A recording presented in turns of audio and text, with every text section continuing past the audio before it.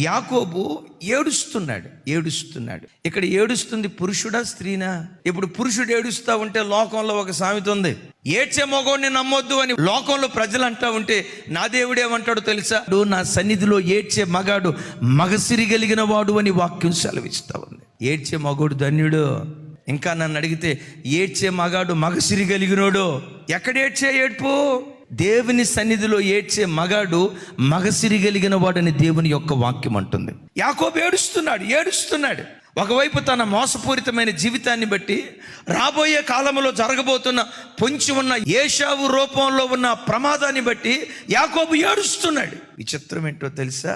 ఆ ఏడ్పును ఆకాశం అందలి దేవుడు చూసి గగనాన్ని చీల్చుకొని బేతేలు యొద్దకు దేవుడు దిగివచ్చాడు. నేనంట, పరలోకంలో ఉన్న దేవుణ్ణి భూలోకానికి దించేదేదో తెలుసా? నీ కన్నీటి ప్రార్థనే.